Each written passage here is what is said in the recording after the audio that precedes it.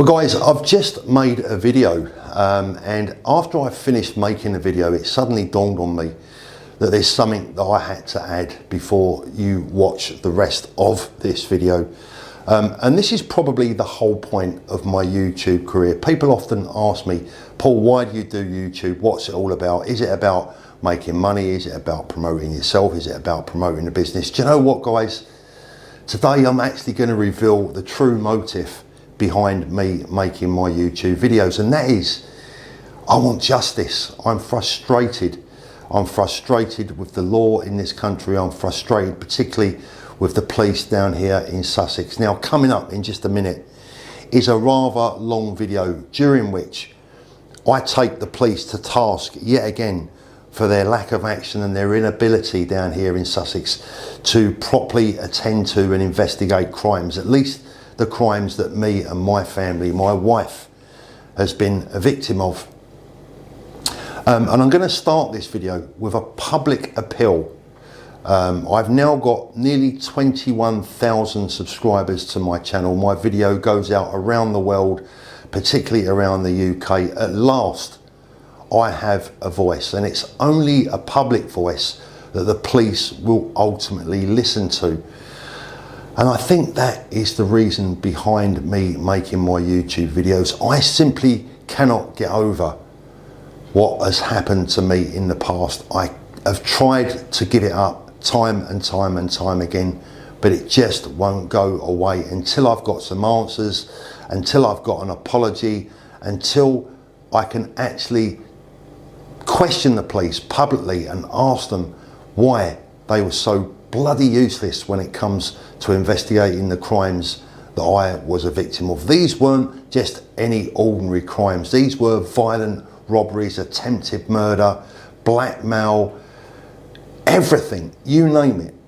I've been a victim of it, and the police have just basically walked away from anything and everything that looked like hard work. Now, my appeal today is to the Chief Inspector of Sussex Police, and that is Mr. Giles York. Giles, I hope you get to see this video. I've never met you. I'm sure you are an eminently decent individual, but I have no confidence in you whatsoever. I have no confidence in your police force. In fact, I have a deep mistrust of the officers that serve the public down here in Sussex. And my appeal to you today is to please come onto my channel. Please let me interview you. I am now a professional journalist. Come onto my channel, be big enough, be decent enough, be honest enough to come onto my channel and publicly answer the questions that I have for you and for your officers that so badly have let me down in the past. I beg of you, I am a decent, honourable family man. I'm a grandfather of 4 beautiful grandchildren. My life has been dedicated to all things decent, and you have let me down time and time and time again. Please give me the chance to put this to bed once and for all, because I suffer from not post-traumatic stress disorder, I suffer from post-traumatic police disorder. It's not the bad guys that stop me from sleeping at night, because I can get my head around the sort of people that they are. What I've never been able to get my head around is the heartbreak and the hurt of being let down by the police. Not once, not twice, not 3 times, but 4 times. So I think that is my message before you watch the rest of this video. And my appeal goes out to Mr. York, the Chief Inspector of Sussex Police. I know that he'll get to see this video because I know the police watch my videos, and they do concern me. The fact that I make these videos worries me, because I do have a deep mistrust of them because of my experiences with them in the past. Mr. York, over to you. I sincerely hope to hear from you. So for now, let's get into the video. Well, welcome back, watch people. Now, it's some time since I've given our wonderful police forces up and down the country, and particularly the police down here in Sussex, a bit of an ear bashing. In fact, the last time I did so, ironically, I actually removed the video of my own choice because funnily enough and oddly enough, a couple of weeks after I posted that video, I actually needed their services or their help once again, or should I say their lack of help once again. But I'll come to that a little bit later on, because there's a very interesting story coming your way, guys. If you're not already sitting comfortably, please make sure you do. This one is going to blow your mind. Now, because this video is quite a complicated one, I've made some notes, guys, so please excuse me referring to my phone every now and again. Now, after I posted that video a couple of days back about the rather scary and nasty home invasion that I put up, and just to warn people about the dangers of delivery drivers during the COVID-19 pandemic, one of my viewers sent me a link to a police website called Ask the Police, and I found it very interesting, just as my viewer did, and thanks for sending me that link. Now, it's very important, guys, for your own safety, potentially in the future especially, that you watch this and understand exactly what's going on here. Now, guys, we live in the UK, a country that has somehow over the years managed to see our rights to self-defence, the rights to defend the lives of yourselves and your lovely family. We've seen those rights eroded to the point where they're virtually now non-existent. Now, yes, I'm fully aware that there is a thing in the UK called reasonable force, and I've done an entire video breaking down what is and what isn't reasonable force previously, so I'm not going to go through all that again at the risk of repeating myself. But for anyone out there who's naive enough to think that they're protected by the reasonable force law, you should watch that video and think again. So what was the question that I want to cover here today that the police have answered before I get into the main topic and the main story, which comes a little bit later? So let me read you what is on the police's own website, and it's question 589, and it says, are there any legal self-defence products that I can buy? And the answer is as follows. The only fully legal self-defence product that you can buy at the moment is a rape alarm. These are not expensive and can be bought from most local police stations or supermarkets. There are other self-defence products which claim to be legal, i.e. non-toxic sprays. However, until a test case is brought before the court, we cannot confirm their legality or indeed endorse them.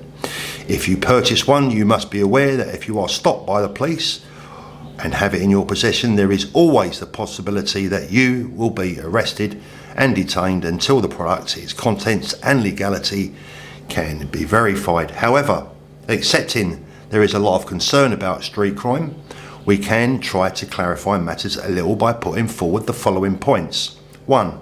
You must not get a product which is made or adapted to cause a person injury. Possession of such a product in public and in private, in other words your home, is against the law. There are products which squirt a relatively safe, brightly coloured dye as opposed to pepper spray. A properly designed product of this nature and used in the way in which is intended should not be able to cause an injury. However, if injury does occur, this may be an assault. I could probably spend an hour breaking down that statement, but I'm not going to. I'm just going to, if you need to listen to it again and look a little bit more in depth as to what they're actually saying, please do so. The first thing that I want to tell you about the legal spray, or allegedly legal spray, and I have my own experience of that. After the first robbery that I had at my shop, I actually employed a security guard and placed him outside of my store with a walkie-talkie and a can of what is known as Stopper Red. And Stopper Red is a spray, it's a non-toxic spray made from vegetable dyes. You spray that onto your attacker, and that helps the police identify him at a later date. And this wasn't long after the first robbery. Now, I was in the shop one day and I saw a couple of police officers come into the store, and I thought, well, this looks promising. Maybe they've got some news about the robbery. In fact, what they were there for is that they came into the store to remind me in quite firm terms that if my security guard was to spray anyone with this spray, that he would almost certainly be arrested for assault. I'm not even going to bother to even ask you to try and imagine the frustration that this leads to. I'm not even going to bother to try and explain to you how this destroys someone's confidence and belief in the police in this country and the law, indeed the law, because the police, after all, carrying out the law, in most instances, a lot of the time, they're quite happy to make it up as they go along, and they don't like to be questioned, that's for sure, even when they've got it wrong. But you can only imagine how that destroyed my confidence in the police over the years. Now, God forbid, if you ever do find yourself in a position where you've had to defend yourself, please, please, please, whatever you do not tell the police about your heroism or your bravery if you've managed to defend yourself that saved you and your family from potential rape and pillage, because they will do whatever they can do within their powers, and as I've already said, sometimes even what they can do outside of their powers, to find an excuse to arrest you, just so that their records can show that an arrest was made against any single reported offence. And yes, statistics are absolutely everything to our police services up and down the country, and anybody will do, as long as they get those boxes ticked. Now, make no mistake here, when it comes to crime, the police are not your friend. Now, I know a lot of people are going to raise their eyes when I say that, but trust me, they're not. They're really not your friend. They're a necessary organisation. They're ordinary people at work that just happen to put on a uniform. And like most other people, if they can avoid a bit of work, they will. And they've proven that to me time and time and time again. Now, my advice, if you're ever a victim, is to tell the police absolutely nothing. And if you do have to tell them anything at all, please make sure that you don't tell them anything that they could misconstrue or twist into a potential offence that you might have be guilty of, or because if they get the chance, they will take it. Remember, the police love nothing more than a nice, simple job. Don't be stupid and give it to them. Now, just recently, we've been told that the COVID-19 pandemic has seen a decrease in crime up and down the country of around 20%. Now, that's a little bit surprising since all the pubs and clubs are shut, the roads are quiet, there's hardly anyone around. Personally, I would have thought it was a bit more than 20%, yet the police have still been, apparently at least, too busy to attend some burglaries. Derbyshire Police, however, did find the time and money to publicly name and shame a decent middle-aged couple who are out walking their dog alone on one of the Derbyshire moors. Now, there's a nice example of low-hanging fruit that the police love to pick as often as they can. No work involved, of course. Now, only last week, a neighbour of mine managed to pick up a speeding ticket along an empty South Coast road down here in Brighton as he headed out for his weekly lockdown food provisions. Now, yes, ladies and gents, the UK can sleep safer tonight after he was prosecuted for the odious offence of doing 43 mile an hour on an empty 40 mile an hour limit road. Yes, we can all definitely put our heads on the pillow tonight and sleep easier, can't we? After all, there is certainly an increase in marked police cars up and down the country. There's a lot of the speed vans around, finding some nice easy pickings, and around here at least, if you want the police, they're relatively usually easy to find, probably outside McDonald's drinking coffee, just making sure that the local teenage girls are acting appropriately. So let's get on to the main point of this video, and the one that you're probably going to find most interesting. And that is going right back to the last video that I made, giving the police a bit of an ear bashing that, as I said, I removed through my own choice because I suddenly found myself requiring their assistance once again. And naively, I removed my last video thinking that it might help me, because they were fully aware, or the police are fully aware of my A, my mistrust of them, B, my lack of belief and confidence in them, and C, basically I just think they're utterly hopeless, quite frankly. So where should we start? A few months back I received what I would say is a pretty nasty death threat via my YouTube channel. When I say nasty, I don't suppose any death threat is particularly pleasant to read, but this one was quite sinister. I ignored it. You know, I've seen this sort of stuff before, and I just ignored it. I chose to ignore the threat. A few days later, there was another one from the same individual. This time they had gone a little bit further. They wasn't threatening to kill me anymore. They was now threatening to kill me, to poison my dogs, and to kill my wife. And again, I chose to ignore the threat.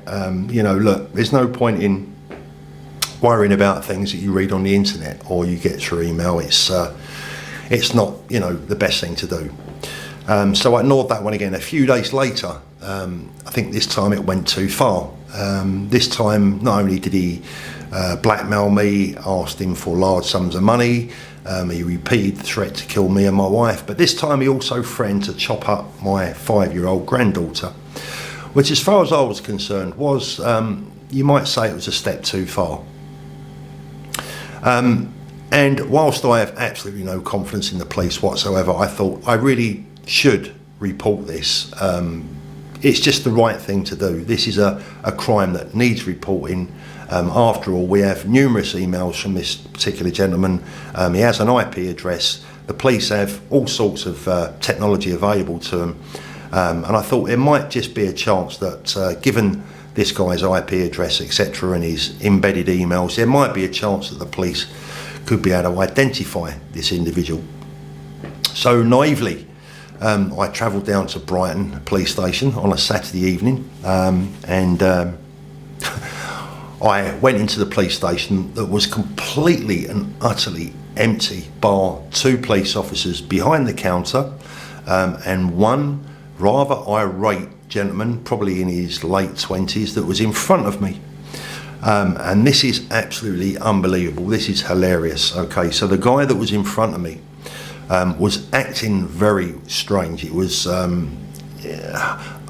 never been a drug taker, but I can only imagine that this guy had either been on drugs or was on drugs. He was very hyperactive. He was bouncing around. He couldn't stand still. He was licking his lips. He was hyperactive. And he was talking to a policewoman that was behind the screen. And he said, I've come to give myself up. And she said, oh, like, what are you wanted for? He said, well, never mind about that. You keep coming around my house to arrest me. I've come to give myself up. So she's walked away and had a word with her colleague and come back and said, we're too busy. Can you come back tomorrow?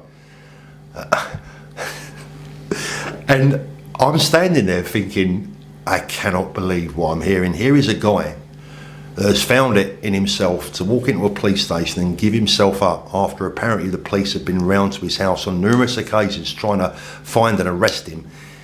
He was putting his hands out like this, like in a bid for them. He's going like, come on, gesturing, put the handcuffs on me. He's going, like, I've come to give myself up. She said, sorry. No, she said, we're too busy. Come back tomorrow. And his parting shot was, look, unless you arrest me now, I'm not coming back. She said, well, I'm sorry, we're too busy. We can't take you now, come back tomorrow. And with that, he turned around and walked out of the police station. Now, I have no idea what this guy was wanted for. It could have been something relatively minor, although I don't really see the police would be visiting his property in numerous occasions trying to find him. If it was minor, I mean, he could have been guilty of any crime. He could have been Britain's most wanted for all this police officer knew, but she weren't going to take him because she didn't have time. I guess her tea break was around the corner. But I digress slightly. So I waited a couple of hours to eventually speak to a police officer who took my statement. He couldn't find a pen that worked, bless him. So I had to painfully sit whilst he wrote as hard as he could on a piece of paper with his pen that didn't work so that he could later read the indentations on the paperwork. Now, it might seem a little bit petty, but you would think in the 21st century that the police in Sussex can afford a pen that works. I mean, it does come in handy when you're trying to report a crime. So, having reported the crime, I went home, returned to my wife, told her that I'd reported the crime and said, well, there you go, that's the last we'll hear of that. So about 2 or 3 weeks later, I do indeed get a phone call from the police, but it's not from an officer who is investigating my case. It's actually from another part of the police, another area of the police. I don't want to go too far into which area it was, but they were ringing me up just to make sure that I wasn't going to defend myself should anyone show up at my house. They were ringing me up to make me aware that it is illegal to defend yourself, that you have to be extremely careful if you're going to defend yourself. And how did I feel about potentially defending myself if someone was to come to my house with the view to killing me, my wife, and to chop up my 5-year-old granddaughter? And my response to the police officer was, look, don't worry. I'm totally aware of my lack of human rights in this country, and I'm totally aware of how quickly you'll come round to arrest me should I dare do so. Now, that wasn't the only time that they rung me. They rung me a second time just to get the message over that under no circumstances should I be prepared to defend myself.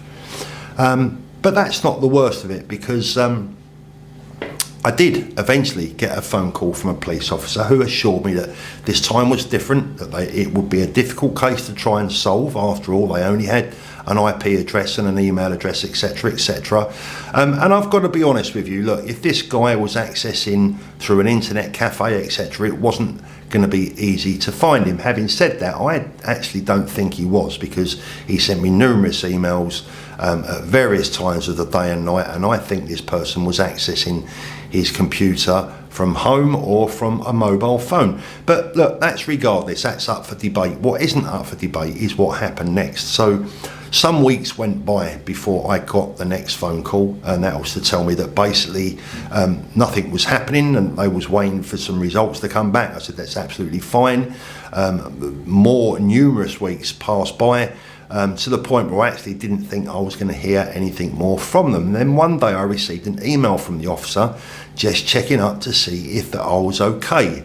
Had anything happened? Had I had any further emails? Had I indeed? Was I all right? Was I still alive?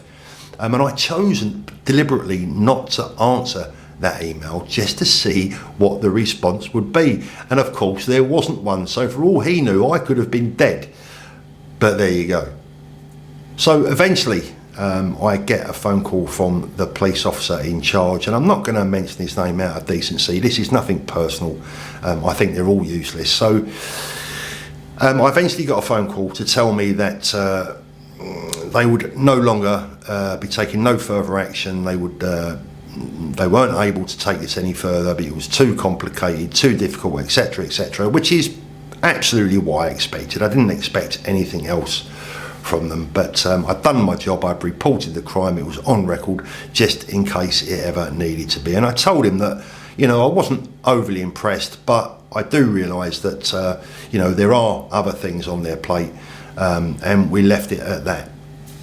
And I thought that that would pretty much be the end of it. And his parting shot was, look, Paul, you know, we're on your side. If you get any more problems, please let us know. We will do our absolute best to try and find this person, etc., etc., etc. All the first class, usual, top class quality lip service that the police can offer, because that is what they do best. They are absolute masters of lip service.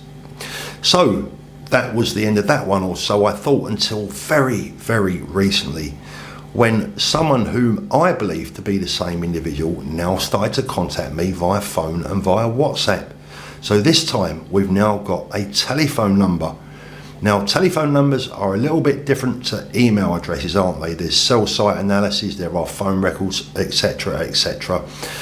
And I rung the police to report this and I managed to speak to the officer in charge of the initial investigation. And I was quite excited because, you know, he seemed quite helpful. He seemed like someone that would want to get to the bottom of this case if he potentially could, especially given the fact that I'd been so unhappy with the service that I'd received from the police in previous occasions. So I was quite excited when I was able to actually offer him a telephone number and some text messages, WhatsApp messages from someone who I believe to be the same individual. And have a guess what his response was. His response was, oh, just go online and report it online.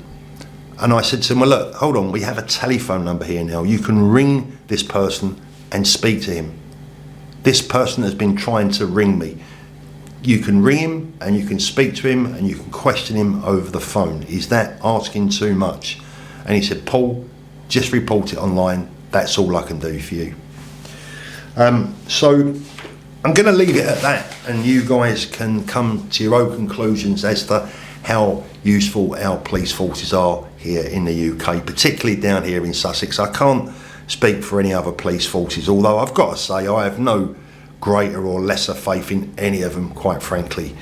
But the police here down in Sussex, the chief inspector here, I believe his name's Giles York, and you know, I've come across Mr. York on a couple of occasions before, previously with the robberies that I've experienced. His force is utterly hopeless, and I'm going to say this quite bluntly, how he's still in a job after all these years, I don't know. I just do not understand it. And until the chief inspectors are actually keep their positions via public vote, in other words, these are positions that they should have to earn rather than they just get to keep. Because there's no doubt in my mind that if Chief Inspector Giles York relied on the public's vote, he'd have been long gone many years ago. Now, I make this video with a final warning, guys. You make an enemy of the police at your peril. You highlight their issues and their weaknesses, and you highlight their uselessness at your peril. And I fully 100% expect to have some kind of repercussions from Sussex Police in one way, shape, form or another for making this video. What that will be, I don't know. It could be the fact that they'll be sitting at the bottom of my road and they will find something wrong with one of my cars or one of my bikes, or they'll do whatever they feel they need to do. Because the one thing that you need to understand about the police forces up and down the UK is that they are predominantly these days frequented by narcissists, and a lot of police officers have forgotten that their job is to protect and to serve the public, and a lot of them have just lost track. They've lost sight of what their job is all about. They wear a uniform to identify themselves to us, the public, and they wear a uniform to identify themselves to each other. And part of wearing that uniform was to swear an oath, an allegiance to the Queen and an allegiance to the public that they allegedly serve. Far too many, in fact the vast majority of serving police officers today have completely lost track of the oath that they swore when they joined the police forces, and never has that been truer down here in Sussex.